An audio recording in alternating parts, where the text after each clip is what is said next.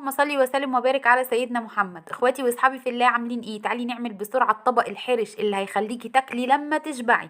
تاكليه بقى بعيش، تاكليه مع الكشري، تاكليه زي ما انت حابه تاكليه.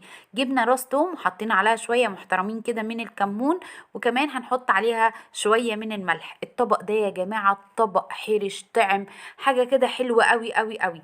انا عامه كنت عامله كشري اسكندراني، ومش عايزه اقول لكم ان انا اكلت من الطبق ده لما شبعت جنب الكشري.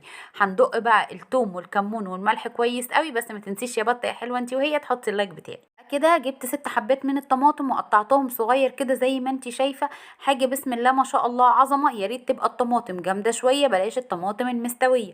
وهنعمل ايه بقى؟ هننزل عليهم التوم بالملح بالكمون. كمان لو عايزه تحطي قرن فلفل حامي او شطه حطي. في ناس كتير بتحب الحامي، انا معلش سامحوني عشان ماليش في الحامي قوي لانه بيتعبني. فطبعا اللي حابب يحط حامي يحط، مفيش اي مشكله خالص. اللي حابب يزود حزمه بقدونس يزودها، بس انا بفضلها كده كده، بيبقى طعمها في منتهى الجمال.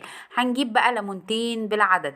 بصوا اهي انا عندي معصرة الليمون. للناس اللي كتبت لي في التعليقات انت ليه بتعصريه بايدك، على فكرة انا عندي، بس انا بحب استخدم ايدي، يعني دي مش موضوع ولا حكاية يعني يا جماعة.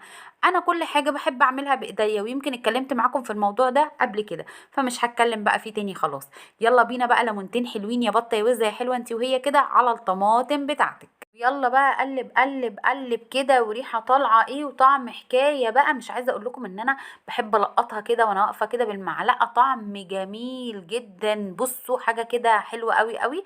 انا بحبها جدا الطماطم. بصوا مش هتفوت، لازم اخد واحده كده وادوقها. يا رب الطريقه والفكره تكون عجبتكم. حاجه سهله جدا، تقدري تحطيها في علبه وتشيليها في التلاجة. واقول لك زي ما بقول لك كل مره، السلام عليكم ورحمه الله وبركاته.